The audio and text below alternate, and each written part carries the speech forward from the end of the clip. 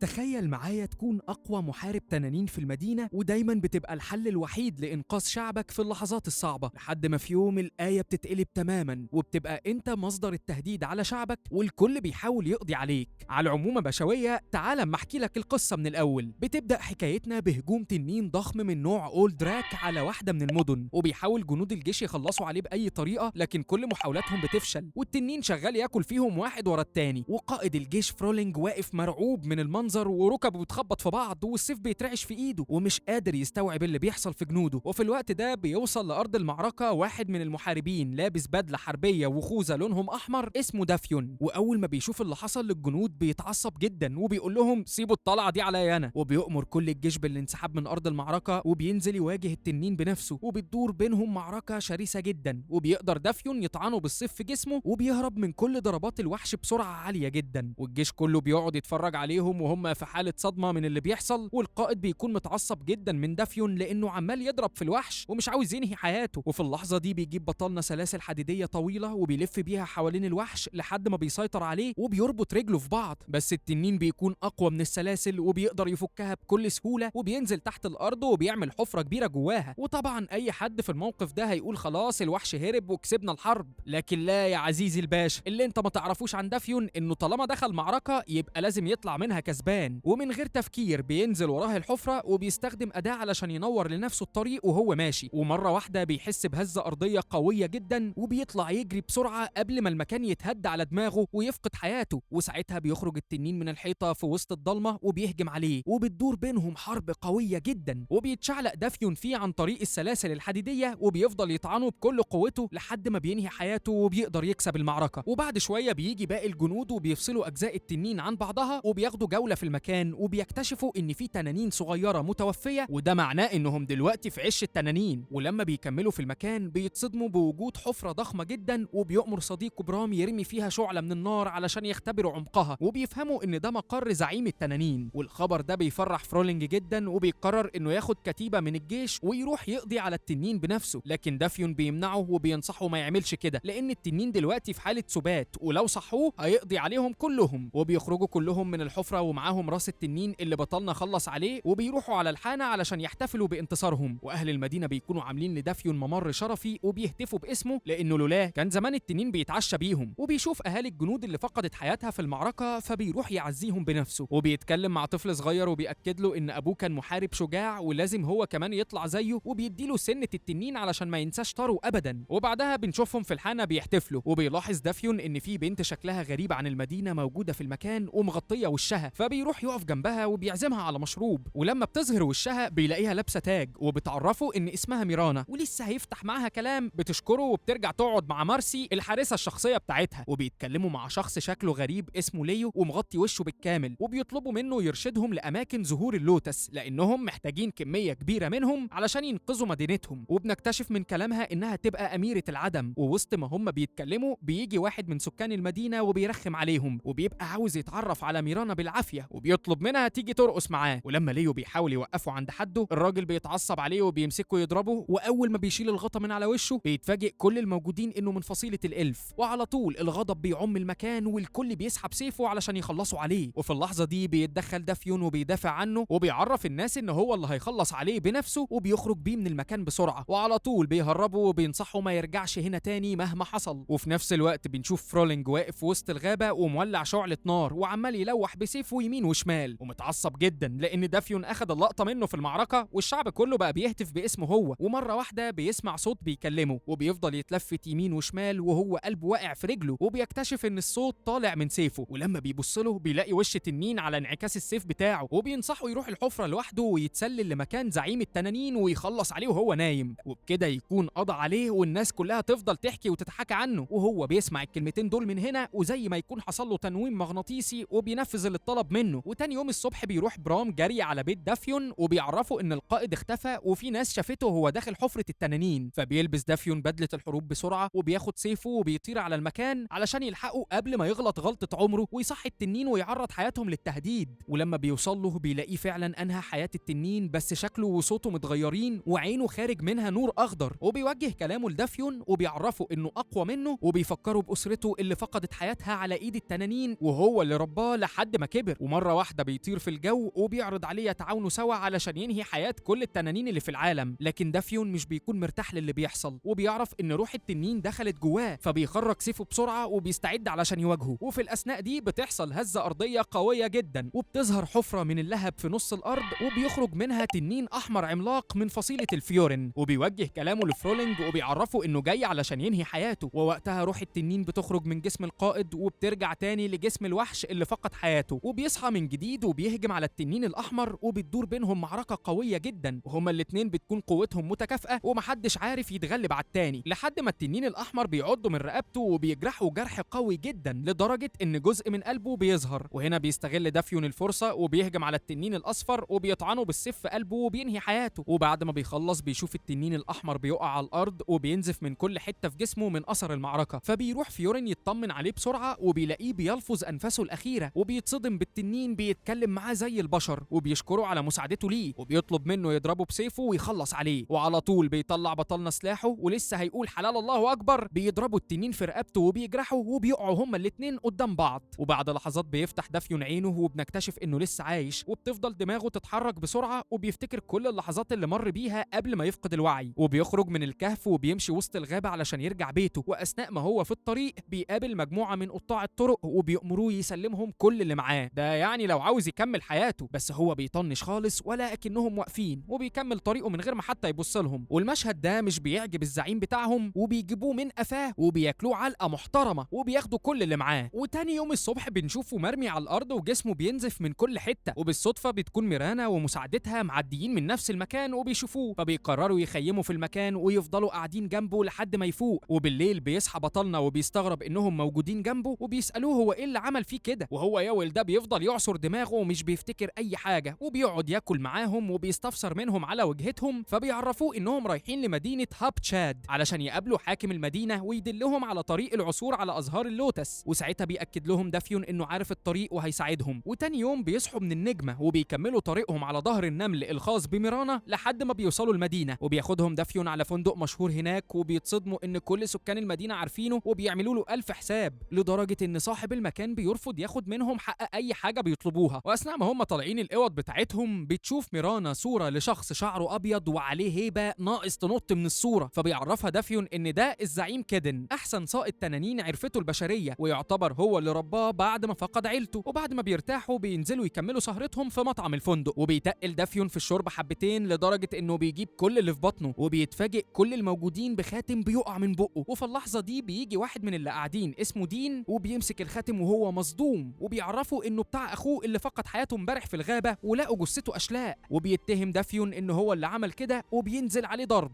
وكمان بيطلع اداه حد علشان ينهي حياته. بس بطلنا مش بيكون فاهم اي حاجه وبيحاول يهديه، لكن خلاص هي نونوت في دماغ الراجل وبيهجم عليه، فبيقول ما بيديهاش بقى، وبيروح ماسكه وملبس وشه في الترابيزه وبيديله علقه محترمه. ولما التاني بيحس انه مش هيقدر عليه بيسيبه وبيمشي، بس بيوعده انه راجع له بكره ومعاه اهله كلهم. وبعدها بيطلع دافيون على اوضته وهو مش فاهم اي حاجه من اللي حصلت، وبيحاول يفتكر لو كان اتخانق مع حد امبارح في الغابه، لكن زي ما يكون كده حد مسح ذاكرته باستيكه. وفي نفس الوقت بتروح ميرانا ومساعدتها لقصر الحاكم وبيطلبوا منه يدلهم على طريق ظهور اللوتس، وفي وسط كلامهم بيدخل ليو عليهم وبيعرفهم ان ما عندهمش اي معلومات ليهم، وهو عمل كل ده علشان يستدرجهم لحد هنا والملك يأسرهم ويبيعهم كعبيد. وبيشيل التاج من على دماغها وبيربطوها هي ومساعدتها بحبل وبينزلوهم السجن لحد ما يجي حد يشتريهم. وبعد شويه بيجي ليو ومعاه واحد تخين وبيفرجوا عليهم علشان ينقي منهم واحده، وبيقع الاختيار على مارسي، واول ما الراجل بيحط ايده عليهم بتكسرها له من لمسه واحده. وساعتها الحراس بيتلموا، لكن بنتصدم ان البنت الصغيره دي عندها قدرات خارقه وبتلعب بيهم زي الكوره وبتكومهم على الارض جنب بعض. وبعدها بيجي الدور على ليو وبيجبروه يعترف على مكان الظهور، بس هو مش بيكون عنده اي معلومات عن الطريق، وبيدلهم على طريق عراف هيساعدهم. وبعد ما بياخدوا كل المعلومات اللي هم عاوزينها بيخلصوا عليه وبيروحوا لمكان العارف وبيديهم جوهره خضراء هتدلهم على طريق معبد اسمه ماني، وهناك هيلاقوا طلبهم. وتاني يوم الصبح بنشوف دافيون ماشي في السوق وبيحاول يبيع الخاتم اللي معاه علشان يشتري اي سيف يساعده في مواجهته، لكن مع الاسف محدش راضي ياخده منه خالص. واخر ما بيغلب بيلعب بيه مراهنات على امل انه يكسب فلوس كتير، بس حظه بيقف ضده وبيخسره، وبيرجع تاني على الفندق وهو شايل طاجن سته وبيقعد يستنى مصيره. وفي الوقت ده بتيجي ميرانا لعنده وبتعرفه انها هتكمل مهمتها وبتطلب منه يجي معاها، لكن هو بيرفض يمشي غير لما يواجه دين بنفسه نفسه لانه مش متعود يهرب من خصمه ابدا حتى لو مش معاه سيف، وبيفضل يفقد حياته بدل ما الناس يقولوا عليه جبان. وساعتها بتهنيه على شجاعته وبتسيبه وبتمشي، وبتديله مارسي خنجر صغير علشان يدافع بيه عن نفسه. وبعد ما بيمشوا بيسمع صوت دوشه كبيره جدا جايه من وراه، ولما بيبص بيشوف حصينه كتير جايه عليه وبيفهم ان ده دين واسرته. ولما بيوصلوا لعنده بيلفوا حواليه وبينزلوا ضرب فيه، لكن زي ما انت عارف يا بشويه ان الكتره بتغلب الشجاعه، وواحد منهم بيطعنوا في ظهره وبيخلصوا عليه. وساعتها بتكون ميرانا ومساعدتها واقفين بيراقبوا المعركه من فوق الجبل، وبيضربوا العصابه بالسهام وبيخلصوا عليهم واحد ورا التاني. ووسط ما دافيون بيقاوم الالم وبيصارع الوفاه، فجاه بنشوف جرحه بيلتئم من تاني، وعينه بتتحول لعين تنين، وجسمه كله بيتغير وبيتحول لتنين ضخم جدا، والكل بيكون مصدوم من اللي بيحصل، وبيهجم عليهم وبينهي حياه العصابه بطريقه بشعه، وبيسيب دين للاخر علشان يتسلى عليه، وبيفضل يترجى ما يأذيهوش بس ولا كأنه سمعه، وبيخلص عليه. فبتروح ميرانا لعنده بسرعه وبتاخده معاها وبتهرب قبل ما الشرطه توصل وتقبض عليه بعد اللي عمله. وبيركبوا على ظهر النمر وبيأمروه يجري بأقصى سرعته. وعلى بالليل بنشوفهم في الغابه وبيحاولوا يلاقوا اي تفسير للي حصل له، ومحدش بيكون فاهم اي حاجه، وكل اللي بيجي في دماغه المعركه اللي حصلت في كهف التنانين. وبيفهم ان روح التنين فيورين دخلت جواه، وبيكملوا طريقهم لحد ما بيوصلوا لمعبد ميني. وهنا بيتفاجئوا ببنت قاعده على البحيره وبتجمع زهور اللوتس اللي هم جايين علشانها، وما شاء الله مش مخليه لهم زهره واحده. وهي اول ما بتشوفهم بتطلع تجري من المكان، وبتحاول ميرانا توقفها لكن مش بتعرف، وبتصوب عليها سهام. وفي اللحظه دي بتستخدم البنت قدراتها الخارقه وبتعمل نسخ كتير منها علشان تشتتهم وما يعرفوش يصوبوا عليه. فبتضرب ميرانا سهم باتجاه القمر وبيتحول لمئات السهام وبينزلوا على البنت، وكل النسخ بتاعتها بتختفي ومش بيتبقى غيرها. وبتستغل ميرانا الموقف وبتوجه عليها اخر سهم وبتصيبها في دراعها، لكن البنت بتقدر تهرب منها وبتستخبى فوق الشجر لحد ما الدنيا بتهدى. وتاني يوم الصبح بنشوفها بتقابل اهلها في وسط الغابه، وبنعرف انها من فصيله الالف واسمها فريا، وبتوريهم الزهور اللي هي جابتها لهم، وبيكونوا مبسوطين جدا لانهم اخيرا هيقدروا يقدموا قربان للملك بتاعهم ويعالجوا اله القمر عشان بيستمدوا قوتهم منها. ومن ساعه ما اختفت وهم ضعاف جدا، وكل من هب ودب بيهجم على مدينتهم وبيسيطر عليها. وبيرجعوا سوا على قريتهم، وبتعرف اهلها ان هي اللي هتروح لبرج الاله وهتقدم القربان بنفسها، بس طبعا بيرفضوا لان المشوار ده هيكون فيه تهديد على حياتها، وبيصمموا انهم يروحوا معاها. فبتعترف لهم بسرها وبتصدمهم ان عندها قوه خارقه وبتقدر تختفي وتتحول لاكتر من شخصيه في وقت واحد، وبتمسك ايديهم وبتنقلهم كلهم لمكان البرج في لمح البصر. وبعد ما بيدخلوا بيتفاجئ ان كل اللي معاها اختفوا من حواليها، وبيظهر قدامها حارس البرج وبيكون لقبه المستدعى، وبيسالها عن سبب وجودها في المكان، وعلى طول بتقدم لها الزهور اللي معاها وبتطلب منها يقدمها لميني علشان ترجع لشعبها تاني. فبياخد منها الزهور وبيقول لها شكرا على الواجب ده، ويا ريت ما تجيش هنا تاني بقى، وبيديها عمله ذهبيه وبيضرب عليها تعويذه سحريه بتخرجها هي وكل اللي معاها من المكان. وبيلاقوا نفسهم في وسط الغابه، ولما بيشوفوا العمله اللي معاها بياخدوا بالهم ان الاميره اللي مرسومه عليها فيها شبه من فريا، لكن مش بيكون عندهم اي تفسير ليها. وفي نفس الوقت بنشوف دافيون ومجموعته في طريقهم للبرج، والطريق مش بيكون سهل عليهم خالص، وبيعدوا بعاصفه ثلجيه قويه جدا وبيقعوا من فوق الجبل. لكن النمر بيقدر يمسك نفسه على اخر لحظه، بس الوزن بيكون تقيل عليه جدا ومش بيقدر يرجع للارض بسهوله. وساعتها بتقرر ميرانا تضحي بنفسها وتطلع اداه حاده وبتقطع الحبل بتاعها وبتقع جوه الجبل، ومن حسن حظها بتقع على تلج ومش بتتصاب باي جروح، وبتحاول تدور على اي طريقه تخرج بيها من المكان. وبتتفاجئ بقبيله من اكلي لحوم البشر، واول ما بيشوفوها بيهجموا عليها وبيحاولوا ينهوا حياتها. فبتدافع عن نفسها وبتفضل تجري لحد ما بتلاقي مخرج من الجبل، وبتلاقي القبيله كلها جايه وراها وبتصوب عليهم بالسهام بشكل عشوائي على امل انها تنهي حياه اكبر عدد منهم. وفي اللحظه دي بيظهر دافيون والنمر بتاعها وبيركبوها معاهم بسرعه وبينقذوا حياتها على اخر لحظه، وبيهربوا من المكان لحد ما بيوصلوا الكهف وبيقرروا يباتوا فيه. وبيفضل دافيون صاحي علشان يحرسهم لان المكان ده مليان وحوش وممكن يهجموا عليهم في اي لحظه. وبالليل بنشوف فريا ومجموعتها نايمين في وسط الغابه، وبتظهر واحده من البشر اسمها لونا وبتسالهم عن الزهور اللي سرقتها من المعبد، لكن بيرفضوا يتكلموا، وبيهجم واحد منهم عليها فبتخلص عليه بكل سهوله وبتقسمه لنصين، وبتدور الضرب فيهم كلهم وبتنهي حياتها ما عدا فريا، وبتحط السيف على رقبتها وبتعيد سؤالها تاني. فبتعرفها انهم اتسرقوا منها، لكن لونا مش بيدخل دماغها الكلمتين دول وبتقرر تنهي حياتها. ولسه هترفع السيف وتنزل عليها بتلاقيها اختفت من قصادها، وبنكتشف ان المستدعي هو اللي عمل كده وكان بيراقب كل حاجه من الاول عن طريق حوض الميه السحري. وبعدها لونا بتروح معبد ميني والملكه بتظهر قدامها، وبنعرف انها برضه من اتباعها وبتحاول توصل لزهره اللوتس قبلها علشان تنقذ شعبها وتخلي ميني في صفهم. ومن الكلام بنفهم ان لونا تبقى قائده الجيش اللي بتحكمه ميرانا، يعني من الاخر كده بشويه تعتبر واحده من رجالتها. تاني يوم بيرجع دافيون وميرانا المدينه وبيروحوا على بيت القائد كيدن، كيدن، بس مش بيلاقوه لانه خرج في رحله صيد، وبيفضلوا مستنيينه لحد ما بيرجع. وبعد شويه بيلاقوه داخل عليهم ومعاه التنين اللي اصطاده في رحلته، وبيقول لهم ولاد حلال حالا التنين يبقى جاهز ونتعشى كلنا سوا. وبيروح على الورشه وبيبدا يفصل اجزاء التنين عن جسمه، وكل ده بيحصل قدام دافيون، ومش بيكون قادر يتمالك اعصابه بسبب روح التنين اللي بقت جواه، ومش هين عليه يشوف اللي بيحصل في التنين، وبيمشي بسرعه من المكان قبل ما يعمل اي حركه كده ولا كده وسره يتكشف. وبتخرج ميرانا وراه وبتعرفه انه ما كانش المفروض يمشي لان كيدن اكيد هيشك فيه ولازم ما يبينش اي حاجه لا يخلصوا عليه، لكن بيطمنها وبيعرفها ان دول اهله اللي ربوه ومستحيل يأذوه مهما حصل. وبيروحوا بعدها يتعشوا سوا، وبيفضل دافيون قاعد قدام الاكل من غير ما يمد ايده، وده بيخلي الشكوك تزيد اكتر من ناحيته. وبعد ما بيخلصوا كل واحد بيطلع على اوضته علشان ينام، وبيصحى بطلنا في نص الليل وبيلاقي شخص ملثم واقف جنبه وبيضربه على دماغه وبيخليه يفقد الوعي، وبياخده معاه على ساحه المعركه. وبتشوف ميرانا اللي بيحصل وبتحاول تنقذه لكن بتفشل، وبنشوفه بعدها مربوط بسلاسل وكيدن واقف قدامه، وبنكتشف ان هو اللي عمل كل ده. وبيواجه دافيون بالحقيقه وبيأمره يستدعي روح التنين اللي جواه، ولما بينكر بيفضل يضرب فيه لحد ما بيعصبه وبيجبره يتحول، وبيكسر السلاسل اللي مربوط بيها، وبتدور بينهم معركه شرسه جدا. وبيقدر كيدن يهرب من كل هجماته وبيضربه ضربه قويه بالسيف بتاعه، وفي اللحظه دي بيتحول دافيون لتنين كامل وبيهجم عليه وبيفقد السيطره على نفسه وبيدمر المكان كله، والمعركه بتكون صعبه جدا على كيدن، لكن على الرغم من ده مش بيستسلم وبيواجهه بكل قوته. وبتخرج ميرانا ومساعدتها من المكان وبيتفرجوا على المواجهه من بعيد، وبيطير التنين في الجو وبيضرب نفس نار قوي على كيدن، بس بيصنع جدار حمايه على نفسه وبتتولد طاقه انفجار ضخمه والمكان كله بيتدمر في ساعتها. وبيطير دافيون في اتجاه ميرانا ومجموعتها وبيهرب بيهم من المكان لحد ما بيفقد السيطره على نفسه من كتر التعب وبيقع على جبل تلجي وبيغمى عليه. وفي الوقت ده دافيون بيحلم بنفسه في مكان واسع وبيظهر قدامه كل زعماء التنانين وبيحاولوا يسيطروا عليه علشان يقنعوه ان هو بقى واحد منهم وما ينفعش يتعاطف مع البشر باي طريقه ولازم يخلص عليهم. وفي الوقت ده بيفوق دافيون بهيئه التنين وبيهجم على ميرانا ومساعدتها وبيكون عاوز ينهي حياتهم، وفي حرب شغاله جوه دماغه مع نفسه وبيحاول يسيطر على التنين اللي جواه قبل ما يقضي على اصدقائه. وبنرجع للواقع وبتحاول ميرانا ومجموعتها يهربوا من التنين من غير ما يأذوه، وبيعملوا خطه محكمه علشان يتفادوا هجومه وبيستخبوا منه جوه الجبل، وبتطلب من المساعده بتاعتها تاخد النمر وتكمل طريقها للبرج وهي هتواجه التنين لوحدها. وفعلا بتنفذ الامر، وساعتها التنين بيشوفها وبيستعد للهجوم عليها، بس ميرانا بتصوب عليه بالسهام وبتشتت انتباهه وبتخليه يهجم عليها علشان تنقذ صديقتها. وبتستمر المطارده لحد ما بيقفوا هما الاتنين قدام بعض، وكل ده والحرب شغاله جوه دماغ دافيون وبيحاول يستعيد السيطره على جسمه قبل ما التنين يخلص على ميرانا. واول ما بيبص في عينيها بيتعرف عليها وبينطق اسمها، واخيرا بيقدر بطلنا يتغلب على روح الوحش اللي جواه وبيرجع لهيئته البشريه على اخر لحظه، وبيعتذر لها على كل اللي حصل بسببه، وهي يا ولده جسمها مش بيقدر يستحمل كل اللي حصل وبتقع من طولها، فبيشيلها وبيكمل طريقه لحد ما بيوصل للبرج. واول ما بيدخلوا بيكون المستدعي في استقبالهم، ولما بيشوف معاهم الجوهره الخضراء بيعرف انهم جايين علشان ظهور اللوتس، وبيوافق يساعدهم وبيخليهم قاعدين عنده لحد ما ميرانا تستعيد صحتها، وبيبلغهم انه هيديهم ظهور اللوتس علشان يوصلوها للاله ميني وينقذوا شعبهم. وبيرمي تعويذه على قلادة دافيون علشان يقدر يتحكم في الوحوش اللي جواه وما يحصلش معاه زي المره اللي فاتت، وبيعرفهم على فريا وبيفهمهم انها هتساعدهم في المهمه بتاعتهم، وبيخرجوا كلهم من البرج وبيستعدوا لمهمتهم. وتاني يوم الصبح بنشوف لونا لابسه بدله الحرب وواقفه بتخطب في الجيش بتاعها، وبتعرفهم انهم هيخرجوا في حرب ضد شعب الالف بامر من ميني، وبتستخدم قوتها الخارقه وبتنقل جيشها لمدينه الالف في لمح البصر، وبيقضوا على كل سكان القريه بطريقه بشعه جدا. طبعا التانيين مش بيسكتوا وبيردوا عليهم الهجوم وبيخلصوا على عدد كبير من الجنود، وبيسببوا لهم حاله من الخوف لدرجه ان في واحد من الجنود جات له حاله نفسيه صعبه بسبب اللي شافه في المعركه. واللي حصل ده ضايق لونا جدا وقررت تكمل سيطرتها على المدن الالفيه وتدمرهم كلهم، وجمعت كل جنودها علشان يروحوا مدينه تانية. وبالليل بنشوفهم في طريقهم وسط الغابه والدنيا بتليل عليهم، وبيكون معاهم واحد من الالفيين وبيرشدهم على طريق المدينه التانية. فجاه بيسمعوا صوت حركه من وسط الشجر وبينزل عليهم مطر من السهام وعدد كبير من الجنود بيفقد حياته، وبنكتشف ان جنود الالف عاملين لهم كمين علشان ما يقدروش يوصلوا لمدينتهم. وبتأمر لونا جنودها بالانسحاب ومش بيتبقى معاها غير هم كام واحد كده، وبتفضل ماشيه لحد ما بتوصل لمكان امن وبتستدعي الملكه ميني وبتحكي لها على اللي حصل فيها هي وجنودها، فبترمي عليها تعويذه الحمايه وبتأمرها ترجع تكمل مهمتها تاني، والمره دي محدش هيقدر يعترض طريقها. وفعلا بتنفذ كلامها وبترجع للغابه وبتشوف جنودها اللي فقدوا حياتهم متعلقين على الشجر ووسطهم جثه الراجل اللي كان بيساعدهم وكاتبين عليه الخاين ملوش مكان بينا، فبتتعصب جدا بسبب اللي حصل لجنودها وبتستخدم قوتها السحريه وعينها بتنور وبتضرب صعقه في المكان وبتقضي على معظم الإلف المستخبيين وسط الشجر، والجنود بتخلص على الباقي، واخر واحد بيعرفوا منه طريق المدينة قبل ما ينهوا حياته. ولما بتوصل هناك بتقضي على كل اللي موجودين، سواء رجالة او ستات او عواجيز، حرفيا اي حد بيقف قدامها بتبعته للي خلقه، وبتجيب جار لقائدة الجيش بتاعهم وبتنهي حياة جنودها كلهم قدام عينيها وبتاخدها أسيرة عندها، وبكده بتعلن سيطرتها على المدينة. وتاني يوم الصبح بنشوف دافيون ومجموعته في الغابة وفي طريقهم لمعبد ميني، وطول الطريق دافيون شغال ضحك وهزار مع فريا، وميرانا بتبقى غيرانة عليه جدا ونفسها تقوم تتخانق معاهم هما الاتنين. وبالليل بيستريحوا وسط الغابة وبينصبوا الخيم، ومش بتقدر ميرانا تتمالك أعصابها أكتر من كده وبتتخانق معاها، وكل واحد بيطلع سلاحه وبيستعد للمواجهة. فبيدخل دافيون بسرعة وبيهديهم، واللي حصل ده بيضايق فريا جدا وبتهرب منهم، وعلى طول بيروح بطلنا وراها لكن مش بيلاقي لها أي أثر، وبيفضل ينادي عليها وبيحذرها إن المكان ده هيشكل تهديد عليها وممكن الوحوش تهاجمها، وهي بتكون سامعاه بس بتتجاهل كلامه، وبتفضل تراقبهم من بعيد وبتستنى لحد ما يناموا، وبتروح تسرق صندوق الزهور وبتهرب من المكان علشان تنقذ شعبها بدل البشر. وبيصحى دافيون الصبح وبيعرف اللي حصل، وعلى طول بيتحرك بسرعة هو ومجموعته علشان يلحقوها قبل ما تبعد عنهم. وبنشوفها وهي بتجري وسط الغابة، وفجأة بتسمع صوت تنانين بتطير فوقيها، فبتستخبى بسرعة وسط الشجر وبتحاول تتحرك من غير ما ياخدوا بالهم منها. بس على مين يا بشوية؟ طبعا بيشوفوها وبيهجموا عليها. وفي الوقت ده بيوصل دافيون واصدقائه للمكان وبيشوفوها وهي بتجري من التنانين وبتدخل جوه كهف علشان تحمي نفسها منهم، فبيروحوا وراها علشان ينقذوها، وبتضرب ميرانا السهام على التنانين وبتقضي على واحد منهم، وبيدخل دافيون علشان يخرجها وبيستخدم الأداة اللي معاه علشان ينور المكان، ويا ريته عمل كده، وبيتصدم ان في بيض كتير حواليهم وده مالوش غير معنى واحد، ايوه طلعوا موجودين في عش التنانين ذات نفسه، وواحد منهم بيدخل وراهم بسرعه وبيحاول ينهي حياتهم. وبيوصل بطلنا عند فريا وبيلاقيها قاعده على الارض مستنيه مصيرها وحضن الصندوق، فبيطلب منها تيجي معاه قبل ما تفقد حياتها، وساعتها بيسمع صوت التنين من وراها، وعلى طول بيجيب واحده من البيض اللي حواليه وبيحدفها بعيد علشان يشتت انتباه التنين، وبياخد البنت وبيهرب من المكان. فبتوقفه وبتعرفه انها مش عايزه تكمل معاهم المهمه، وبتديله الصندوق وبتستخدم قوتها الخارقه وبتختفي من المكان. وفي اللحظه دي بيجي التنين وبيقف قدام دافيون وبيستعد علشان يهجم عليه، لكن لما بيبص في عينه بيعرف انه تنين زيه وبيتراجع عن قراره وبيهرب من المكان. وبعدها بيخرج دافيون وهو معاه الصندوق وبيرجع لصديقته وبيكملوا طريقهم للمعبد. واثناء ما هم ماشيين في وسط الغابه فجاه بتظهر فريا قدامهم وبتعتذر لهم على كل اللي حصل لهم بسببها، وبتقرر تكمل معاهم المهمه. وبعد رحله طويله بيوصلوا عند بوابه مدينه كوريال، وبتكون عباره عن صخور. واثناء ما هم ماشيين بيتصدموا بمنظر الجنود المتعلقين على الشجر، وبتتضايق فريا جدا بسبب الدمار اللي حصل في المكان، لكن مش في ايدهم اي حاجه يعملوها، وبيكملوا طريقهم لحد ما بيوصلوا للمدينه. ومره واحده جنود لونا بيظهروا قدامهم وبيوجهوا السيوف عليهم، وساعتها واحد منهم بيتعرف على ميرانا وبينحني لها لانها الاميره بتاعتهم، وبيرحبوا بيها جدا وبيوصلوها للخيمه اللي فيها القائده بتاعتهم. وبتتصدم فريا اول ما بتشوفها لان هي اللي خلصت على اهلها في الغابه، ولحسن الحظ بتكون مغطيه دماغها علشان محدش يعرف انها من الالف وينهوا حياتها. وبتسلمهم الاميره الصندوق اللي معاها، وبيتفقوا انهم يعملوا المراسم بكره لاحياء ميني ملكه القمر، بس المره دي هتبقى في صف البشر. وتاني يوم الصبح بيروح دافيون يسلم على ميرانا ومارسي وبيعرفهم ان مهمته انتهت معاهم ولازم يرجع لمدينته ويكمل حياته كسائق تنانين، وبيودعهم وبيمشي. وبالليل بنشوف سكان المدينه والجنود متجمعين قدام الشجره المقدسه، وميرانا بتخطب فيهم وبتطمن الجميع ان الكل هيعيش في سلام من النهارده ومفيش اي حروب تاني. وبتفتح الصندوق هي ولونا، والزهور بتطير من الصندوق لوحدها وتعمل شكل دايره وبيخرج منها شعاع قوي وبيضرب في السماء. ومره واحده القمر لونه بيتحول للاحمر، والبشر بيحسوا ان في حاجه غلط لان المفروض ميني تظهر لهم، لكن اللي بيحصل بيبقى عكس كل التوقعات، والالف بيستعيدوا قوتهم من تاني لدرجه ان جدار الحمايه اللي حوالين جار اللي بيتفك وبتستعيد حريتها من تاني، وبتعم حاله شديده من الغضب على شعب الالف وقوتهم بتزيد اضعاف، وبيهجموا على جيش البشر وبيخلصوا على الجنود واحد ورا التاني. وبتيجي حاكمه الالف وبترفع زهره اللوتس للسماء، وفي اللحظه دي بتحس بوجع شديد في جسمها وبتفضل تصرخ بصوت عالي لحد ما بتتحول لشيطان وبيسيطر على عقول كل الالفيين وبيخليهم يحاربوا البشر، وبتدور بينهم معركه شرسه جدا. ووقتها بيرجع دافيون للمكان وبيشوف اللي بيحصل وبيقلق على ميرانا وبيروح ينقذها، وبيدخل ارض المعركه بكل شجاعه لحد ما بيوصل لها. وساعتها بيلاقي نفسه متحوط بعدد كبير من جيش الالف وبيبقوا عاوزين ينهوا حياته، فبيقول ما بدهاش بقى، وبيخلع السلسله اللي في رقبته وبيتحول للتنين وبيدمر المكان بالكامل وبيقضي على كل اللي بيعترض طريقه، وبيساعد الاميره واتباعها يهربوا من المكان. وفي الوقت ده بيجي كيدن وبرام ومجموعه من صيادين التنانين وبيسيطروا عليه بالحبال وبيأسروه وبيحدفوا عليه قنبله غاز علشان يرجع لطبيعته ويفقد الوعي، وبياخدوه معاهم على المدينه. وفي المعبد بنشوف ميني في مواجهه الشيطان اللي ظهر في المدينه، الزنزانة وبنكتشف إن هو المستدعي، وبتدور بينهم معركة قوية جدا لأنه عاوز ياخد الحكم منها، وفي النهاية بيقدر يكسبها وبيسيطر عليها، وبيبقى هو ملك القمر، وبيحتجزها في البرج وبيرمي عليها تعويذة علشان ما تعرفش تخرج منه أبدا، وبتحاول إنها تضحك عليه وتعمل معاه صفقة علشان يرجع لها زهور اللوتس، بس هو بيكون فاهم كل حركاتها كويس وبيتجاهل كل كلامها وبيمشي، وبيجمع كل زهور اللوتس اللي في العالم وبيرمي تعويذة عليهم وبينهي حياتهم كلهم عشان مفيش أي حاجة ترجع ميني لقوتها من تاني، عشان لو قدرت تلاقي زهرة واحدة هتستعيد قوتها وهتبقى أقوى من الأول ومش هتسمي على حد. وبنشوف صيادين التنانين محتجزين دافيون في زنزانة ورابطينه من إيديه ورجليه في الحيطة، وبيستدعوا راجل عجوز اسمه الأنبا تيبيريوس واللي بيكون متخصص في استخراج قوة الشر من أجسام المحاربين، وبنلاحظ إن عنده مشكلة في إيده ومش بيعرف يتحكم فيها، وبيدخل الزنزانة وبيبدأ شغله على جسم دافيون وبيعمل أكتر من جرح في ظهره، وبياخد عينة من نزيفه علشان يحللها ويشوف هيقدر يعالجها إزاي، وبعدها بيسيبوا بطلنا في الزنزانة لوحده وبيمشوا، وأثناء ما هو قاعد بيتفاجئ بفريا جاية لعنده وبيستغرب هي إزاي قدرت تعدي من الحراس اللي بره ودخلت الزنزانة من غير ما تفتح الباب، فبتفكره بقوتها الخارقة اللي بتساعدها تعمل كده بكل سهولة، وبتطمنه على ميرانا وجماعتها وبتقول له إن عندها اعتراف صغير لازم تبلغوا بيه، وهي إنها كانت متفقة مع المستدعي وعارفة كل اللي هيحصل من الأول، والكلام ده بيعصبه جدا لأن كان في إيديها تنقذهم بدل الورطة اللي هم فيها دلوقت وعايش ولا أكنه فرط تجارب، وبيأمرها تمشي من قدامه وما تحاولش تتكلم معاه تاني، وفعلا بتنفذ طلبه وبتختفي من قدامه. وفي نفس الوقت بنشوف تيبيريوس شغال في مكتبه وبيجي كيدن لعنده علشان يعرف آخر التطورات اللي وصل لها، وبيفهم منه إن نزيف دافيون قوي جدا وليه خصائص علاجية كتير ممكن تفيدهم في إنقاذ حياة المصابين، وكمان هتديهم قوة خارقة زي التنانين بالظبط. فبيستغرب كيدن جدا وبيعرفه إن ده شيء مستحيل يوافق عليه، لأنه بمجرد ما الإنسان هيشرب النزيف ده هيفقد كل خصائصه البشرية وهيتحول لتنين ويبقى عدوهم، وبيطلب من الموضوع ده يفضل سر بينهم لأن لو حد عرف المعلومات دي هتأثر عليهم بالسلب. وبعد ما بيخلص كلامه بيسيبه وبيمشي، لكن اللي هو ما يعرفوش إن الشيطان بدأ يلعب في دماغ تيبيريوس علشان دي فرصته الوحيدة لعلاج دراعه، وبيجرب يشرب شوية من نزيف التنين وبيرفعه كله على بق واحد، وعلى طول بيحس بقوة رهيبة ضربت في عروقه وجسمه كله بيتحول للون الأحمر وبيقدر يتحكم في إيده من تاني. بس المشكلة إن الموضوع مش بيستمر لفترة طويلة وبيرجع لهيئته البشرية من تاني وحالته الصحية بتتدهور، فبيفهم إنه محتاج يشرب نزيف أكتر من الأول، وبيجمع كل العينات اللي في المكتب في إزازة واحدة علشان يشربهم، بس فجأة بيتعب جدا وبينزف من بقه وبيقع على الأرض وعينه بتنور، وبيقرر إنه ينهي على حياة دافيون ويشرب كل نزيفه علشان ياخد قوته. وخلاص كده بشوية أقدر أقول لك مبروك علينا، كسبنا شرير جديد. وبنكتشف إن فريا كانت موجودة في المعمل وشافت كل اللي حصل وعرفت نوايا تيبيريوس الشريرة، وعلى طول بترجع لزنزانة دافيون وبتفك القيود اللي عليه علشان يلحق يهرب، ولسه هتشرح له اللي حصل بيلاقوا تيبيريوس جاي عندهم وعينه شكلها متغير وبيكسر باب الزنزانة بقوته الخارقة، وفي نفس الوقت بيسمعوا دوشة عالية جدا جاية من بره القلعة وزي ما يكون في حرب شغالة، وفعلا بنشوف الجنود في مواجهة عدد كبير من تنانين التلج وبيخلصوا على الجنود واحد ورا التاني، وبيحاول كيدن يوقفهم وبيقضي على 2 منهم، بس بيلاقي ان مفيش فايدة من المواجهة لان عدد التنانين بيزيد كل شوية اكتر من الاول، وبيدخل يتحامى في القلعة هو وكل الجنود. وبنرجع تاني للزنزانة عند دافيون وبنعرف ان هو اللي استدعى تنانين التلج علشان يهجموا على المكان ويخلصوا على كل اللي فيه ولازم يسلموا روحه علشان ينقذ شعبه، بس بطلنا مش بيهتم لكل ده وبيستعد علشان يواجهه، ولسه هيهجم عليه بتمسكه فريا وبتستخدم قوتها الخارقة وبتبعده عن المكان، وساعتها هو بيتضايق جدا لانه مش متعود يهرب من حد، وبيأكد لها انه مش هيمشي غير لما يقضي عليه وينقذ زمايله من التنانين. واثناء ما هم بيتكلموا بيتصدموا بواحد من تنانين الاولد راك جاي يجري عليهم، فبيهربوا منه بسرعة قبل ما ينهي حياتهم، وبيروح دافيون يلبس بدلته الحربية وبيستعد لمواجهة التنانين وبيقسم انه هيوقف المهزلة دي وينقذ الجنود، وبيقرر يواجههم بالسيف وما يستخدمش روح التنين اللي جواه. في الوقت ده التنانين بيكسروا جدار القلعة وبيقتحموا القاعة اللي فيها الجنود وبيهجموا عليهم بكل شراسة، وبيحاول المحاربين يتصدوا لهم بكل قوتهم، وكيدن بيوقع له 2-3 كده، لكن عددهم بيكون كبير جدا ومش بيقدروا يخلصوا عليهم وكل المحاربين بيفقدوا حياتهم، وبرام بيكون خايف جدا وركبه بتخبط في بعض ومش قادر يمسك السيف ويحارب معاهم، ومش بيتبقى غيره هو وكيدن، وبيدخلوا القاعة تانية وبيقفلوا على نفسهم وبيروحوا على مكتب تيبيريوس وبيشوفوا ازايز النزيف وقع على الارض، فبيفهموا ان هو اللي شربهم وعمل كل ده، وبيوصل دافيون وفريا لعندهم ومرة واحدة بيلاقوا تيبيريوس ظهر قدامهم وهو طاير في الجو، وبمجرد ما بيبص في عينيهم بيسيطر على عقولهم كلهم ما عدا فريا لانها مش بشرية، وبتشوفه بيسحب روح دافيون علشان ياخد قوته، وفي اللحظة دي كان لازم تتدخل وتستخدم قوتها الخارقة وبتهجم عليه وبتاخده وبتختفي من المكان وبتخرجه بره القلعة وبيقعوا هما الاتنين من فوق، وبيفضل ماسك فيها علشان تفقد حياتها معاه، معاه، وبسرعه بتطلع اداه حاده وبتطعنه في ايده اكتر من مره لحد ما بيسيبها، وبتيجي تستخدم قوتها علشان تختفي، بس بتتصدم انها مش قادره تعمل اي حاجه، فبتستسلم لمصيرها وبتفقد الوعي. لكن في اللحظه دي بيجي دافيون على هيئه التنين وبينقذها على اخر لحظه وبيرجعها للقلعه، وبنشوف تيبيريوس وهو واقع على الارض وهو بينزف وبيرجع لهيئته البشريه، وبيتصدم من الدمار اللي حل على المكان ومش بيكون مصدق ان هو سبب في ده، وبيفقد حياته. وبعد ما القلعه كلها بتتدمر بالكامل مش بتكون صالحه للحياه، وبيقرروا انهم يدوروا على مكان تاني يقعدوا فيه، وبالصدفه بتكون ملكه المياه اريكا راكبه التنين بتاعها وبتعدي من فوق المكان، وبتشوف كيدن ومجموعته وهم بيطلبوا المساعده، فبتتعرف عليه لان ليه عندها جمايل كتير وانقذها هي واوروس التنين بتاعها قبل كده في معركتهم ضد تنين الظلام، فبتاخدهم معاها لمقرها. ولما بيوصلوا المكان بينبهروا من جماله لان الجدران كلها عباره عن بلورات مضيئه، وبيعرفها كيدن انه مش محتاج منها حاجه غير الاكل والشرب ومكان يرتاحوا فيه لحد ما يستجمعوا قوته ويكملوا مهمتهم. وبيكون عندها مكتبه كبيره وده بيفرح برام جدا لانه بيحب القرايه زي عينيه، فبتعرفوا اريكا ان اوروس هي اللي كاتباهم كلهم، وبيتصدم ان التنين يبقى بنت وبتعرف تقرا وتكتب زيهم بالظبط. وبعد شويه بنلاقيه قاعد في المكتبه وفاتح واحد من الكتب ومندمج معاها قوي، وفجاه بتيجي اوروس وبتقطع حبل افكاره وبتساله اذا كان عجبته ولا لا، وهو بيكون مرعوب من المنظر لانه اول مره يتعامل مع تنين في حياته ومش بيطمن غير لما بتسيبه وبتمشي. وبعدها بنشوف دافيون وكيدن وبرام في اجتماع مغلق علشان يعرفوا ازاي ينقذوا قلعتهم ضد جيش الشياطين والتنانين، وخصوصا ان هم دلوقتي مش معاهم جنود ولا اسلحه، حتى الدروع بتاعتهم كلها اتدمرت في اخر معركه. وبيأكد انهم لازم يوصلوا لمنجم فولاذ في اسرع وقت علشان يعملوا دروع واسلحه، وبعدها بيطلبوا الدعم من كل الممالك المجاوره علشان يساندوهم في معركتهم. لكن دافيون بيكون عنده خطه تانية وبيعرض عليه انهم يروحوا زي ما هم كده ويستخدم قوه التنين اللي جواه ويكسبوا الحرب بسهوله، بس كيدن مش بيعجبه الراي ده وبيتخانق معاه لانه مستحيل يحارب في صف تنين حتى لو كان هو، والكلام ده بيضايق بطلنا جدا، فبياخد بعضه وبيرجع على اوضته. وبالليل بيسمع صوت غناء حلو قوي جاي من بره، فبيخرج يمشي ورا الصوت لحد ما بيوصل لمقر التنين اوروس، وبيشوف بلوره شكلها حلو جدا، وقبل ما يلمسها بتيجي فريا من وراه وبتفوقه على اخر لحظه. وبعد لحظات بتيجي اوروس ومعاها باقي المجموعه وبتشرح لهم ان الاحجار اللي حواليهم دي فيها طاقه سحريه بتساعدهم يسيطروا على التنانين، ولو استخدموها في معركه محدش هيقدر يقف قصادهم ابدا. وتاني يوم بنشوف برام في المكتبه وبيقرا الكتب زي عادته، وبتيجي اوروس لعنده وبتساله لو هيشارك مع كيدن في المعركه، فبيعرفها انه مجرد خادم وما عندوش اي قدرات خارقه، ولو دخل المعركه هيكون اول واحد يفقد حياته. فبتديله خاتم وبتعرفه ان في قوه سحريه هتحميه من اي تهديد، واول ما بيلبسه بيلاقيها بتهجم عليه فبيهرب منها بسرعه، ولما بتضربه بديلها بتظهر حواليه هاله سحريه وبتحميه، وبتطلب منه يضربها باي حاجه، وعلى طول بيجيب كتاب وبيحدفه عليها وبتمثل انها وقعت على الارض وخسرت المعركه علشان يبقى هو المسيطر عليها. وبيقرروا يسافروا لمدينه شباره ويطلبوا المساعده منها لان المدينه دي بتتميز بوجود عدد كبير من المحاربين الاقوياء، وكان في علاقات كويسه بينهم وبين بعض زمان. وبتعرفهم اريكا ان اختها لينا عايشه هناك وبتديهم عنوانها علشان يروحوا لها لما يوصلوا وتساعدهم، وبياخدوا اوروس معاهم لان هي الوحيده اللي عارفه الطريق للمدينه، وبتديهم رمز خاص بيها علشان يسلموه للينا اول ما يقابلوها علشان تتاكد انهم من طرفها. وبيبداوا رحلتهم لحد ما بيوصلوا لحدود المدينه، بس مش بيكونوا عارفين ازاي هيقدروا يدخلوا من البوابه ومعاهم تنين ضخم. وقبل ما يخلصوا الكلمه بتتحول اوروس لبنت جميله ومحدش يقدر يفرقها عنهم، وبيروحوا لحد بيت لينا والحراس بيمنعوهم من الدخول، وبنعرف انها المسؤوله عن امن وامان المدينه. ولما بتشوف الرمز اللي معاهم بتطمن انها من طرف اختها وبتوافق تساعدهم، وبتدخلهم القصر بتاعها وبتخليهم يباتوا عندها. وبيطلع دافيون يقف معاها في البلكونه وبيعرفها المهمه اللي هو جاي علشانها، واثناء ما هما بيتكلموا بيلاقوا العاب ناريه اتضربت في الجو، وبتلاحظ انها جايه من سجن المدينه، وعلى طول بتفهم ان في مشكله في المكان. وبنكتشف ان المساجين عملوا انقلاب على السجن وهربوا منه، وعلى طول بتروح لينا على هناك وبتستخدم قوتها الخارقه وبتولع نار في كل المساجين اللي بيحاولوا يهربوا، وبتنهي حياه عدد كبير منهم، والباقي بيتقبض عليه وبيرجع السجن تاني. واثناء ما هما واقفين بيلاحظ دافيون 2 من المساجين بيهربوا، ولما بيركز اكتر على ملامحهم بيتصدم انها لونا، فبيروح وراها بسرعه علشان يطمن عليها ويسالها عن ميرانا، وبيفضل ماشي وراها لحد ما بيبعدوا عن لينا وجنودها وبيظهر قدامها، وهي مش بتكون مصدقه عينها لما بتشوفه، وبيسالها عن ميرانا وبيعرف منها انها تبقى اميره المملكه دي، وبتاخده وبيروحوا على القصر الملكي. واول ما دافيون بيشوفها بيفرح جدا ومش بيكون مصدق نفسه، وبيطلب منها تحكي له كل اللي حصل لها طول الفتره اللي فاتت، فبتعرفه ان ابوها كان الملك وعمها هو اللي تولى الحكم مكانه، وهي حاليا وريثه العرش من بعد ابوها. ولسه هتكمل كلامها بيتفاجئوا بسهم جاي من البلكونه وبيرشق في ظهر الاميره، وبتقع على الارض وهي بتلفظ انفاسها الاخيره، وبيبدأ جسمها يتحجر بالبطيء. وفي اللحظة دي بيجي حراس القصر وبيشوفوا اللي حصل وبيقبضوا على دافيون بتهمة إنهاء حياة الأميرة. أما لونا فبتهرب هي وصديقها المدرع من المكان قبل ما الحراس يمسكوهم، وبتتضايق جدا بسبب اللي حصل لميرانا. وبعدها الحراس بينقلوا جسد الأميرة على أوضتها وبينيموها على السرير، وبتكشف أوروس عليها وبتعرف إنها لسه عايشة ومصابة بلعنة هتخليها في ثبات لمدة طويلة، ولازم يلحقوها قبل ما جسمها كله يتحجر وتفقد حياتها. والحراس بيبقوا ماسكين دافيون وبيحاولوا يجبروه يعترف باللي حصل، وبيأكد لهم إنه ملوش أي دخل باللي حصل، والسهم اتضرب على الأميرة من بره الأوضة. ووقتها بتوصل لينا المكان وبتأمر الحراس يطلقوا سراح دافيون لأنه مستحيل يكون هو المجرم، وبتطلب منه يحكي لها اللي حصل، وبيشاور لها على المكان اللي اتضرب منه السهم، وبيأكد لها إن المجرم مش من جنس البشر لأن التعويذة اللي هو استخدمها بتعود لقبيلة السحرة والشياطين. وبنشوف عمها الإمبراطور نيكولاس في غرفة العرش بتاعه ومتوتر جدا بسبب اللي حصل لأن ده فيه إهانة ليه وتقليل من شأنه، وبيطلب من مساعده كشورة يقترح عليه أي حل للمشكلة. وفي اللحظة دي بيجي لهم واحد من الحراس وبيعرفهم إن دافيون عاوز يقابل الإمبراطور، فبيخرج كشورة لاستقباله وبيسمح بدخوله هو لوحده بس. وبيطلب بطلنا من الإمبراطور إنه يدله على طريق بلورة العين لأن هي الوحيدة اللي هتساعده على إنهاء حياة كل التنانين وبما فيهم التنين اللي جوه جسمه. لكن الملك بيرفض تماما لأن الجوهرة دي تعتبر أهم أثر عندهم في المملكة ومستحيل يسلموه لأي حد. والكلام ده بيعصب دافيون جدا وبيتحول لتنين، وبيحاول الحراس يوقفوه بس بيخلص عليهم بكل سهولة وبيهجم على الملك وبيمسكه من رقبته بقوة وبيكسر جدران القاعة وبيطير بيه بره القصر. وكل ده بيحصل قدام كشورة ومش بتتهز منه شعراية واحدة ولا بيدافع عن الملك. وبيطلع دافيون لقمة القصر وبيعلق الملك في الهواء وبيسأله لآخر مرة عن مكان الجوهرة وبرضه بيرفض يتكلم، وبيأكد إنه لو قال له على مكانه في حرب كبيرة هتقوم في العالم وكل البشر هيفقدوا حياتهم. ومرة واحدة بيلاقي دافيون سهم اتضرب عليه من فرسان الملك، فبيقرر يندمهم على اليوم اللي عملوا فيه كده، وبيسيب الملك وبيوقعه من فوق المبنى وبينهي حياته وبيروح يخلص عليهم واحد ورا التاني. وفي الوقت ده بتروح لونا وصديقها للحانة اللي بيتجمع فيها صيادين الجوائز وبيسألوا زعيمهم على الشخص اللي أنهى حياة الأميرة، بس بيفهمهم إنه ما عندوش أي علم باسمه. فبيخرجوا يراقبوا المكان من بعيد وبيقفوا على سطح المبنى اللي قصادهم، وبيشوفوا واحد من صيادين الجوائز خارج من المكان مش شايف قدامه، فبيقرروا يراقبوه لحد ما بيقف مع بنت مغطية شعرها اسمها فاناري وبيديها جوهرة خضراء زي اللي كانت مع الأميرة، فبيعرفوا إن هي الشخص المطلوب وبيهجموا عليها. وعلى طول بتسلم فاناري الجوهرة لواحدة من أتباعها وبتأمرها تهرب من المكان، فبيطلع المدرع يجري وراها. وفي الوقت ده بتحاول لونا تسيطر على فاناري لكن بتضربها بالسهم اللي معاها، بس لونا بتقدر تهرب منهم كلهم. وبيقدر المدرع يوقف البنت اللي بتهرب، ومرة واحدة بيلاقيها لفت له وبتضرب عليه كرة نار قوية جدا وبتطيره من المكان وبيتصاب هو ولونا، فبتقع على الأرض وخلاص بتلفظ أنفاسها الأخيرة. وفجأة بتلاقي إيد اتمدت لها وبنكتشف إنها مارسي وبتقومها من على الأرض، وبيكون معاها مجموعة من أصدقائها الإليفيين اللي اتعرفت عليهم وقت ما كانت في السجن، وبياخدوا المدرع لمكان آمن علشان يعالجوه من جروحه. وفي نفس الوقت بتكون الحرب بين دافيون التنين والفرسان لسه شغالة وعمال يدمر في المدينة كلها، فبتيجي لينا وبتحاول توقفه وبتدخل ضده في قتال شرس وبتبقى أقوى منه بكتير، وبتوجه عليه ضربة نار كبيرة جدا وبتهزمه وبترجعه لهيئته البشرية وبتاخده معاها على القصر. وتاني يوم بتروح أوروس وبرام للغرفة اللي ميرانا فيها، وبتستخدم أوروس قوتها السحرية وبتقضي على التعويذة اللي في جسم الأميرة وبترجع للحياة من تاني. وبنعرف إنها كانت عارفة الحل من وقتها لكن ما كانش ينفع تظهر ده علشان ما حدش يعرف حقيقتها. وبعد لحظات بيدخل كشورة عليهم وبيفرح جدا لما بيعرف إن الأميرة رجعت للحياة من تاني، وبيبلغها إن الإمبراطور فقد حياته على إيد دافيون صديقها، عشان كده الملكة قررت تعمل انتخابات علشان يعينوا حاكم جديد للمدينة. وبما إنها فاقدة الوعي بسبب التعويذة فاللي ترشحوا للانتخابات هي لينا ووزيرة الدفاع كاتو. وفعلا بنشوف الشعب كله متجمع، وبعد لحظات بيوصل المترشحين للقصر الملكي وبيتخانقوا مع بعض وكل واحدة منهم عايزة الشعب يختارها. وفي وسط كل ده بيتفاجئ الجميع بخروج ميرانا عليهم وبيكتشفوا إنها رجعت للحياة من تاني، ودافيون بيفرح جدا لكن الشعب بيصمم على الانتخابات وبيختاروا بينهم هم الثلاثة. وأحب أفاجئك يا بشوية إن لينا هي اللي كسبت وبقت هي الملكة، وميرانا هتفضل أميرة زي ما هي، والسبب الرئيسي لده هي إنها عايشة معاهم من زمن طويل وبتدافع عنهم ومحافظة على أمن واستقرار البلد الداخلي، على عكس ميرانا اللي لسه ظاهرة في حياتهم من كام يوم بس. وبترجع ميرانا على أوضتها وبتفضل قاعدة فيها طول اليوم لحد ما بيجي واحد من حراسها وبيبلغها إن في ناس عايزة تقابلها ضروري. ولما بتروح بتتفاجئ بمارسي ومعاها النمر بتاعها وبتفرح جدا أول ما بتشوفها وبتاخدها بالحضن، وبتلاقي لونا وجماعة الإليفيين معاها وبيعرفوها إنهم قدروا يوصلوا للشخص اللي حاول يخلص عليها، وبيفهموها إن لينا ليها دخل في الموضوع. وهي أول ما بتسمع الخبر بتبلم من كتر الصدمة. وتاني يوم بنشوف دافيون مع لينا في غرفة العرش الملكي وبتعرفوا إنها هتساعده في المهمة اللي هو جاي جاي علشانها، وبتستخدم طاقتها السحريه وبتظهر جوهره العين اللي هو بيدور عليها، وبيروح يلمسها علشان يحرر نفسه من الوحش اللي عايش جواه. بس بيتصدم ان مفيش اي حاجه بتحصل برضه، وده بيخليه يشك انها مش حقيقيه. بس لينا بتعرفه انه مش شرط، وممكن يكون الطاقه اللي جواه اكبر منها ومش هيقدر يتخلص منها طول عمره. وبتنصحه يستسلم لكن مش بيصدقها، وبيفضل مصمم على رايه ولازم يروح يدور على الجوهره الحقيقيه. وفي وسط الكلام لينا بتقوله انها مخبيه عنه سر مهم جدا عنها ولازم تعرفه بيه، وبتبلغه ان هي اللي استأجرت الساحره علشان تنهي حياه ميرانا. فبيتضايق منها جدا وبيسيبها وبيمشي، وبيروح على قصر ميرانا ومش بيرضى يعرفها باي حاجه، وبيأكد لها ان في حد سرق جوهره العين الاصليه وحط واحده مزوره مكانها. وبعد شويه بيروح كاشورا لغرفه العرش عند لينا وبيعرفها انه مش موافق على توليها الحكم، ودايما بيشوفها اضعف منه وقدراتها محدوده ومش هتقدر تحمي الشعب من اي تهديد يجي عليهم. فبتتعصب جدا من كلامه وبتقوم تقف مكانها وبتوجه عليه ضربه قويه وبتحوطه بشعله نار، لكن بتتصدم بيه. فبيستخدم قوه سحريه اسمها نجم الفجر وبيسحب النار جواها، والقوه دي محدش بيقدر يستخدمها غير واحد بس من السحرة، ومعنى انه بيمتلكها يبقى هو واحد من الاشرار اللي بيحاولوا يسيطروا على المدينه. وبسرعه بتوجه عليه كم هايل من الضربات الناريه لكن مش بيأثروا فيه، وبيقدر يتفادى كل الهجمات باستخدام سحره، وبتدور بينهم معركه قويه جدا والافضليه بتكون ليه هو. وفي نفس الوقت بنشوف دافيون ومجموعته في طريقهم للغرفه السريه الموجوده في القصر علشان يدوروا على جوهره العين المفقوده، ولما بيوصلوا عند الباب بيلاقوه مقفول بتعويذه ومفيش اي حل قدامهم غير انهم يحلوها. وساعتها بيجي كاشورا لعندهم وبيعرفهم ان كل اللي هم بيعملوه ده ملوش اي لازمه، وجوهره العين الاصليه موجوده في مكانها، والفكره ان هي مش بتاخد القوه، ده بالعكس بتزودها اكتر من اللي هي عليه. ووقتها يا عزيزي الباشا دافيون بيشم ريحه الكذب منه وبيقول له ان كل الكلام اللي قاله له ده مش داخل دماغه ببصله، وبيعرفه انه هيروح للينا ويتاكد منها بنفسه. فبيوقفوا كاشورا وبيعرفوا ان خلاص الوقت اتاخر وزمانها بتتحاسب دلوقتي. وهنا بنتصدم انه قدر يكسب المعركه اللي كانت ضدها وانهى حياتها. واول ما بطلنا بيسمع الجملتين دول بيتضايق جدا وعينك ما تشوف الا النور، وبيتحول لهيئه التنين وبيهجم عليه بكل قوته. ومره واحده بيلاقي الزمن وقف حواليه وجسمه وقف قبل ما الضربه توصل لوش كاشورا، وبيطيره من مكانه من غير ما يحرك ايده، وبيلزقه في الحيطه وبيقع دافيون على الارض وهو فاقد الوعي. والكل بيكون مصدوم من المشهد ومش مصدقين ان في حد قدر يتغلب على قوه التنين، وبيقولوا ما بدهاش بقى، وعلى طول بيستعدوا كلهم لمواجهته. وساعتها كاشورا شكله بيتغير وبيتحول لوحش. مش قلتلكوا انا شاكك فيه من الاول؟ ولو انتوا فاكرين ان هي دي المصيبه الوحيده اللي هيواجهها احب اقول لك انك غلطان يا باشا. في نفس الوقت ده بتكون فريا في البرج وبتدخل الاوضه اللي فيها ميني، والاول مره بتقابلها وش لوش، وكمنها عيله صغيره وعلى نيتها بتقدر ميني تضحك عليها وبتطلب منها تساعدها تخرج من القصر وتوديها لجنينه البيت علشان تشم شويه هوا لانها محبوسه هنا بقالها كتير قوي. وعلى طول فريا بتنفذ لها طلبها وبتوديها المكان اللي هي عايزاه. واول ما بيوصلوا بتروح من المكان بتطلع فيه زهور اللوتس وبتستعيد قوتها من تاني، وبيخرج منها طاقه عاليه جدا بتغطي المكان بالكامل، وكده تكون نجحت في تحرير نفسها وبتختفي من المكان. وفي نفس اللحظه بيوصل المستدعي بس ما بيلحقش اي حاجه، وبيعاتب فريا على اللي عملته وبيأكد ان العالم داخل على فتره ما يعلم بيها الا ربنا، والعالم كله بيتغير تماما، والكل بيعرف ان ملكه القمر رجعت تاني، بس المره دي سيطرت على عقل جنود البشر وخلتهم كلهم تحت سيطرتها. تعالوا بس نرجع لميرانا ومجموعتها علشان ما يفوتناش حاجه من الاكشن. وبنشوفهم واقفين قدام كاشورا ومش عارفين يتصرفوا ازاي ومش في ايديهم اي حاجه يعملوها لان محدش فيهم عنده قوه سحريه. وفجاه بتيجي اوروس من وراهم وبتوجه عليه ضربه قويه من سحر التلج وبتقدر تبعده عنهم، وبتطلب من اصدقائها يهربوا وهي هتتعامل معاه بنفسها. وفعلا بيتحركوا ما عدا برام مش بيرضى يسيبها لوحدها، وعلى طول بتتحول لهيئه التنين وبتدور بينهم معركه قويه جدا، لكن كاشورا بيكون مسيطر على الموقف وبيقدر يتفادى كل ضرباتها بقوته السحريه وبيدمر المكان كله على دماغها. وبيروح وراها ميرانا علشان يخلص عليها هي كمان، وقبل ما اوروس تفقد حياتها بتعمل جدار حمايه من التلج حوالين دافيون، وبعدها بتقع على الارض وبتودع برام وهو بيكون متاثر جدا وبيوعدها انه هيجيب حقها. وفي الوقت ده بيوصل كيدن المكان وبيطلب منه يحكي له على كل اللي حصل، وبيساله عن دافيون وبيعرف انه مدفون تحت الانقاض ولازم يلحقوه قبل ما يفقد حياته. ولسه ما خلصوش كلامهم بيلاقوه خارج من تحت الارض بهيئه التنين، وبيتكلم مع كيدن وبيقترح عليه يتعاونوا علشان يقضوا على الوحش، فبيضطر يتنازل عن مبادئه وبيوافق لانه مش قدامه اي حل تاني. وبيروحوا لمكانه وبيحاربوه بكل قوتهم، والحرب بتكون قويه جدا بين الطرفين، ودافيون بيضرب عليه نفس قوي من اللهب وبيطيره من مكانه وعلى كام ضربه كده من كيدن، بس كل ده مش بيحوق معاه، وبيمسك التنين من ديله وبيوقعه على الارض، وبيقدر يسيطر على كيدن بقوته وبيثبته مكانه وبيوجه عليه ضربه قويه. لكن بطلنا بيوقف قصاده على اخر لحظه وبياخد الضربة مكانه. وبعدها بيرجع كاشورا لهيئته الطبيعية وبيروح يدور على ميرانا، وبيدخل ساحة القصر وبيلاقيها واقفة لوحدها قدام جوهرة العين وبتضرب عليه عدد كبير من السهام، لكن بيتصداهم بكل سهولة وبيسيطر عليها باستخدام قوته السحرية وبيكتفها. في اللحظة دي بيجي النمر بتاعها وبيهجم عليه، بس مش بياخد في ايده غلوة وبيطيره من مكانه وبيلزقه في الحيطة. ووقتها بتيجي مارسي وعينها بتكون منورة وبتضربه بالبوكس، بس مش بتقدر تصيبه بسبب جدار الحماية اللي هو عامله حوالين نفسه. في واحد ورا التاني بتقدر تكسر جدار الحماية وبتضربه في وشه وبتخليه ينزف، ولسه هتكمل عليه بيروح عامل دايرة سحرية وبيطلع منها أحبال وبيربطها في مكانها، وبتترجى ميرانا إنه يسيبها وبتأكد إنها هتنفذ له كل طلباتها، بس هو بيرفض وبيفضل مسيطر عليها لحد ما بتفقد حياتها وبتقع على الأرض قطع النفس. وفي اللحظات دي ميرانا بتدخل في حالة صدمة ومش بتكون مصدقة إن هيجي اليوم وتخسر أعز أصدقائها، وبيعدي قدامها شريط ذكرياتها معاه وبتصرخ بصوت عالي وبتستجمع كل قوتها، ومرة واحدة عينيها بتنور وبيخرج منها شعاع قوي بيقضي على كاشورا في ساعتها، وبعدها كل حاجة بترجع لطبيعتها وبتاخد صديقتها وبتخرج بره القصر. وبيجي دافيون وبيواسيها على فقدانها لصاحبتها. وبالليل بنشوف جارل واقفة عند بحيرة في نص الغابة بعد ما هرب من قريتها، لأن جيش البشر سيطروا على المكان وقضوا على كل اللي فيه، وده بسبب سيطرة ميني على عقولهم. وفجأة بتسمع صوت حد بيكلمها لكن هي مش شايفاه، ولما بتبص في المية بتلاقي انعكاس للشيطان المستدعي وبيعرض عليها تتعاون معاه علشان ينهوا حياة ملكة القمر وترجع حق شعبها، بس هي بترفض تماما. وفي الوقت ده بيوصل مجموعة من جنود البشر لمكانها وبيستعدوا علشان يهجموا عليها وينهوا حياتها، فبيدخل الشيطان جوه جسمها بسرعة وبيديها قوة خارقة وبتنهي حياتها في لمح البصر، وبيأمرها تسيطر على كل التنانين وتجيبهم عند البرج. وبعد أسبوع بنشوف الملكة ميرانا على كرسي العرش في مملكتها. ولاحظ معايا يا باشا أنا بقول ملكة مش أميرة، ها؟ وده لأنها خلاص اتولت حكم الإمبراطورية رسميا بعد وفاة لينا. وبيجي واحد من الحراس وبيبلغها إن في ناس وصلت المملكة امبارح وطالبين يقابلوها، وبيعرفها إنه أمر الحراس يوديهم السجن لحد ما يشوف هيتصرف معاهم إزاي، ولازم تيجي معاه ضروري علشان تقابلهم. ولما بتروح معاه على السجن بتتفاجئ إنها لونا، وبتعرف منها إن جماعة الإلف هجموا على جنودها وخلصوا على عدد كبير منهم ولازم يلحقوا الموقف قبل ما الموضوع يخرج عن سيطرتهم. فبتضمها الملكة للجيش بتاعها هي وكل رجالتها اللي كانوا معاها في السجن. وتاني يوم بنشوف المستدعي واقف عند البرج وبتيجي جارل ومعاها عدد كبير من التنانين زي ما طلب منها، ومرة واحدة بينزل عليهم صاعقة من السماء وبيسحب كل قوتهم وبما فيهم جارل وبيقضي عليهم كلهم. وبنكتشف انه عمل كده علشان يزود من حجم قوته ويقدر يواجه ميني. وبيروح بعدها لمملكة ميرانا وبيعرض عليها يتعاونوا لإنهاء حياة ملكة القمر، وعلى الرغم من ان كل اللي حواليها بينصحوها ما تعملش كده، لكن في النهاية بتوافق عشان توقف الحرب اللي بين شعبها والإليفيين. وبيعرفهم المستدعي ان قوة التنين اللي جوه دافيون مش كفاية للمعركة، وبيعرض عليه يزود قوة التنين اللي جواه وبيطلب منه يستحمل شوية لحد ما المعركة تخلص وهيشيلها منه تاني. وبتستدعي ميرانا كل جنودها وبيروحوا أرض المعركة وبتظهر ملكة القمر، بس بيتفاجئوا إنها فرية ومحدش بيكون فاهم أي حاجة من اللي بتحصل. وبنعرف إن ميني فقدت حياتها لأن القوة اللي اكتسبتها كانت أعلى من قدراتها وما قدرتش تستحملها بسبب التعويذة اللي المستدعي عملها. وفي اللحظة دي بيتراجع المستدعي عن مواجهتها لأنها في الحقيقة بنته، وبيقرر ينسحب من المعركة. بس الكلام ده مش بيعجب الشيطان وبينقلب ضدهم وبيستخدم قوته الخارقة وبيضرب عدد كبير من الأسهم وبينهي حياة كل الجنود في لمح البصر. وبيواجه دافيون ومجموعته وبتدور بينهم معركة قوية جدا ومحدش بيكون قادر يضربه لأن جواه قوة التنانين كلها، ومهما يحاولوا معاه مش بيتأثر نهائي وبيهزمهم كلهم. حتى دافيون ما بيحوقش معاه رغم كل القوة اللي عنده، والشيطان بيمسكه من رقبته بقوة وبيرفعه من على الأرض بإيد واحدة. وفي اللحظة دي بيستغل دافيون الموقف وبيطلع أداة حادة من البدلة بتاعته وبيطعنه بيها وبينهي حياته. وبعدها بيقع دافيون على الأرض وبتجري ميرانا تطمن عليه وبتحاول تتكلم معاه لكن مش بيقدر يستحمل وبيفقد الوعي. وبيجي المستدعي وبيحاول يصلح كل اللي بيحصل وبيعمل تعويذة سحرية بتنقل كل اللي موجودين عبر الزمن وبترجعهم للماضي، وبيعرفهم ان ذاكرتهم هتتمسح وهينسوا كل اللي حصل معاهم. وبتصحى ميرانا وبتلاقي صديقتها مارسي معاها ولونا وكل حاجة بتكون ماشية بطريقة طبيعية جدا. وبترجع تاني أميرة المملكة وبتروح أوضة جوزها علشان تطمن عليه وبتكون حالته الصحية ضعيفة جدا. وفي الأثناء دي بيجي لها واحد من عامة الشعب شكله غريب حبتين وعينه لونها أحمر، وبيبلغها ان في حجر غريب لونه أحمر نزل من السماء على القرية بتاعتهم وكل اللي بيقرب منه بيتحول لزومبي، وهو حاليا مصاب بالعدوى لكن لسه في أولها. وبيطلب منها تاخد جيشها وتروح تنقذ المدينة قبل ما الوباء ينتشر ويقضي على كل السكان. ووسط ما هو بيتكلم بينزف من كل جسمه وبيقع على الأرض فاقد الوعي. ولما ميرانا بتشوف المنظر ده بتقلق جدا على شعبها وبتجمع كل القوات وبتطلع القرية، ولما بتوصل بتشوف عدد كبير من سكان القرية اللي اتصابوا بالعدوى فبتحاربهم وبتنهي حياة عدد كبير منهم. بس بتلاحظ ان الموضوع اكبر من فكرة الوباء، وبتعرف ان الحجر اللي متحكم فيهم ده يعتبر بيض التنين ولازم يقضوا عليها في اسرع وقت، لان لو فضلوا سايبينها هتسيطر على اي مخلوق يقرب منها وتحوله لوحش. طبعا في المواقف اللي زي دي بتضطر تروح لاكتر مدينة فيها صيادين التنانين، وبتدخل الحانة اللي بيتجمعوا فيها، وهناك بتقابل دافيون لكن محدش فيهم بيكون عارف التاني وكأنهم اول مرة يشوفوا بعض، وبتطلب منه يجي معاها علشان يساعدها في مهمتها وتنهي حياة التنين القرمزي. لكن الغريب انه بيرفض وبيعرفها انه لسه مخلص معركة الصبح وما فيهوش حيل يدخل في اي مواجهة دلوقتي، وبيعرض عليها تاخد واجبها وتمشي. وبتخرج من المكان وهي متضايقة وبتتكلم مع مارسي وبتعترف بغلطتها انها جت لعنده، وهنا بنكتشف انها فاكراه بس كانت بتمثل انها اول مرة تشوفه عشان عمره ما كان هيصدقها لو حكت له. وفي اللحظة دي بتشوف شهب كتير في السماء فبتقلق جدا لان ده معناه ان الوحوش عددهم بيزيد، فبتضطر تزن على دافيون اكتر وبتروح له البيت وبتعرض عليه نفس الطلب مرة تانية، وبتفكره بنفسه انه عمره ما هرب من مواجهة، وهو بيكون مستغرب جدا انها تعرف المعلومة دي عنه. ولما بيسألها عنها بتفهمه انها سمعت عنه كتير قبل ما تجيله، فبيوافق يروح معاها وبيتحركوا تاني يوم في اتجاه القرية. ولما الليل بيجي عليهم بيخيموا في وسط الغابة لحد الصبح، ووسط ما هم نايمين بتصحى ميرانا على صوت دوشة، ولما بتطلع بره الخيمة بتشوف مجموعة أرانب برية بياكلوا في غزالة، وبتلاحظ ان عينيهم لونها احمر، وساعتها بتفهم على طول انهم اتصابوا بالعدوى. فجأة بيظهر قدامها وحش ضخم لونه احمر وبيهجم عليها، ووقتها بيجي دافيون وبيواجهه وبيضربه بسيفه، وبتدور بينهم معركة قوية جدا، وبيتعاونوا هما الثلاثة لإنهاء حياة الوحش. وبعدها بيروحوا المكان البيضة وبيلاقوها اتحولت لشجرة وفي قلب بينبض جواها، فبيحاولوا يدمروها بكل الطرق، لكن المهمة بتكون صعبة جدا عليهم. وبيخرج من الشجرة دراعات طويلة وبتمسك مارسي وبتسحب روحها، وميرانا بتكون واقفة لا حول ليها ولا قوة ومش قادرة تتصرف، وبتفتكر نفس المشهد اللي حصل معاها قبل كده. وبسرعة بيجي دافيون وبيقطع فروع الشجرة وبينقذ مارسي على آخر لحظة وبيخلص على الشجرة. وبعد ما بيخلص بيطلب من ميرانا تعرفه هي مين وليه اختارته هو بالذات لمهمتها، فبتبلغه انها مش هتقدر تقول له اي حاجة، وبتأكد انهم كانوا على علاقة ببعض بس مش هينفع تشرح له اكتر من كده. وعشان تثبت له كلامها بتقرب منه وبتمسك السلسلة بتاعته وبتحكي له قصة فقدانه لعيلته، وهو بيستغرب ازاي عرفت كل ده عنه، لكن برضه مش بيقتنع بكلامها وبيسيبها وبيمشي. وهي بتكمل طريقها مع صديقتها لحد بركان التنين، وهناك بتلاقي واحد من صيادين التنانين جاي لنفس المهمة، ولما بتشوف وشه بتتفاجئ انه كيدن، ومن غير تفكير بيهجم عليها وبيكون عاوز ينهي حياتها علشان ما تنفذش المهمة بداله. وبتدور بينهم حرب قوية جدا وهي بتحاول تتفادى ضرباته من غير ما تأذيه، واللي بيحصل ده بيصحي التنين من مكانه وبيهجم عليهم هما الاتنين، وساعتها بيضطروا يتعاونوا علشان ينجوا بحياتهم ويواجهوه سوا. وبنتفاجئ بوصول دافيون للبركان وبتعرف انه غير قراره وهيساعدهم، وبيقابل مارسي وبيطلب منها توصله لمكان ميرانا. واثناء ما هم ماشيين جوه الكهف مرة واحدة بيلاقوا المكان بيتهز حواليهم، فبيفهموا ان الحرب بدأت ضد التنين. وبنشوف كيدن وميرانا وهم بيواجهوا الوحش وبيضربوه بكل قوتهم، والمعركة بتكون قوية جدا. وفي النهاية كيدن بيضرب التنين ضربة قوية، وفي نفس الوقت التنين بيرد له الضربة، وبيقعوا هما الاتنين وبيلفظوا انفاسهم الاخيرة. وبعد لحظات بيوصل دافيون وبيشوف اللي حصل في القائد بتاعه وبيتعصب جدا، وبيبقى فاكر ان ميرانا هي اللي عملت كده وبيهجم عليها بكل قوته. لكن بتيجي مارسي وبتدافع عنها وبتسيطر عليه لحد ما اعصابه بتهدى، وبتحكي له ميرانا كل اللي حصل بينهم في العالم التاني، وبتعرفه قصة التنين اللي كان عايش جواه. وساعتها بيحس ان كلامها حقيقي لكن مش بيلاقي اي دليل عليه، وبيقرر يرجع على مدينته ويكمل حياته زي ما هي. ولما بيوصل هناك بيتصدم ان الوباء انتشر في مدينته وفي عدد كبير من السكان اتصاب وتحول لزومبي، وبيقف هو وصديقه برام يدافعوا عن نفسهم، لكن بيلاقوا عددهم زاد ومش هيقدروا يواجهوهم لوحدهم، وبيجي زومبي من وراه وبيضربه بايده في نص جسمه وبيخترقه وبينهي حياته. وبرام بيبقى واقف مصدوم من اللي بيحصل، وبيقع دافيون على الارض وبيغيب عن الوعي وبيشوف نفسه في مكان غريب ومش بيبقى فاهم اي حاجه. وبيظهر قدامه تنين فيورين وبيعرفه انه كان جواه ومستعد يرجع له تاني وبيعالج الجرح اللي في جسمه، فبيوافق دافيون على طول علشان ينقذ صديقه وبيرجع تاني للحياه، وبيبقى بشكل تنين. وصديقه بيكون خايف منه جدا بس بيطمنه وبيقف جنبه لحد ما بيخلصوا معركتهم وبيقضي على كل الزومبي اللي حواليهم. وبعد ما بيخلصوا معركتهم بيرجع بطلنا لشكله الطبيعي وبيحكي لصديقه كل اللي حصل معاه، وبيتاكد ان كلام ميرانا كان كله حقيقي، وبيقرر يروح المملكه بتاعتها. ولما بيقابلها بيطلب منها يقعدوا يتكلموا على انفراد، وبتحكي له على كل المعارك والمغامرات اللي عاشوها سوا. وبعد ما بيخلصوا بيطلب منها يروحوا المقر المستدعي علشان يخلصوا عليه، لان هو السبب في كل المشاكل اللي بتحصل، وده لان من ساعه ما غير العالم وهم عايشين في متاهه ومش عارفين ايه اللي مستنيهم في المستقبل. وبيقرروا يروحوا لعنده ويفهموا منه كل حاجه. وفجاه بتستخدم ميرانا قوتها وعينيها بتنور وبتنقلهم كلهم لمكان البرج، واول ما بيدخلوا بيسمعوا صوت بنت بتتكلم معاهم وبتسالهم عن سبب بسبب وجودهم في المكان وبتعمل حواليهم هالة علشان تمنعهم يدخلوا، بس الأميرة بتقدر تخترقها بكل سهولة وبتظهر فريا قدامهم وبنكتشف إن هي اللي كانت بتكلمهم. ولما بتعرف منهم إنهم جايين علشان يقابلوا المستدعي فبتقول لهم إن أبوها مش موجود دلوقتي ومش هيقدر يساعدهم، والكل بيتصدم لما بيعرفوا إن أبوها، وأكيد أنت كمان يا بشوية اتصدمت زيي. ولما بتسمع قصتهم بتفهمهم إن أبوها هو اللي اتلاعب بمقاييس الزمن وشكل عالم جديد خالص، وبتوريهم الآلة اللي صنعها علشان ينفذ خطته، وبتعتمد في تشغيلها على إنهاء حياة التنانين. وفي وسط ما هم بيتكلموا فجأة بيظهر المستدعي من وراهم وبيعرفهم إن مستحيل حد يقدر يوقف خطته، وبيبان إنه ناولهم على نية سودة وبيضرب عليه قوة سحرية. وفي اللحظة دي ميرانا بتدافع عن أصدقائها فبياخدها المستدعي لمكان تاني لأنها قوية وهتتعبه، وبيخرج مجموعة من وحوش اللهب وبيأمرهم يهجموا على دافيون ومجموعته. فبتستخدم فريا قوتها وبتعمل حواليهم جدار حماية، بس مش بتقدر تستحمل لمدة طويلة والوحوش بتخترقها، وبيحاول أبطالنا يوقفوهم وبيخلصوا عليهم كلهم بعد معاناة شديدة. وفجأة بيلاقوا نفسهم في مكان غريب شبه الجنينة وكله ورد وزهور، وبيلاقوا المستدعي واقف قدامهم، وكل ما حد يفكر يهجم عليه بيستخدم عليه تعويذة وبيخفيه من المكان، ومش بيتبقى غيره هو وفريا، وبيطلع كتاب التعويذات الخارقة وبيقرأ أقوى واحدة فيهم علشان يختم على العالم ومحدش يقدر يبوظ خطته. وبتحاول بنته توقفه عن اللي بيعمله لكن مش بتعرف. وفي اللحظة دي بيرجع دافيون للمكان وبيستحضر قوة التنين اللي جواه وبيهجم على المستدعي، وبيتنقلوا هما الاتنين لمكان تاني وبتدور بينهم معركة قوية وقوتهم بتكون متكافئة، لكن بيقدر دافيون يوجه عليه كم هايل من الضربات وبينتصر عليه، وبيرجع بعدها للعالم الطبيعي وبيروح لأصدقائه وبيدخلوا البرج لحد ما بيوصلوا للأوضة اللي فيها الآلة اللي هترجعهم بالزمن، وبيقفوا كلهم وبيستعدوا لرحلتهم. وبنعرف إنهم هيوصلوا لوقت معركتهم ضد الشيطان، وده معناه إن دافيون هيفقد حياته، بس مش بيفرق معاه، وبيأكد إن أهم حاجة عنده هي إنقاذ العالم، وبيودع ميرانا وبيعترف لها بحبه. وبعد لحظات بنشوفهم كلهم في ساحة المعركة بعد ما انتصروا على الشيطان، وبيفقد دافيون حياته وهو على إيد ميرانا وبيوصيها إنها تحمي العالم من بعده، وبيفارق الحياة وبيعملوا له جنازة عسكرية تليق بمقامه، وبيعم الحزن على المكان والكل بيكون متأثر بفراقه.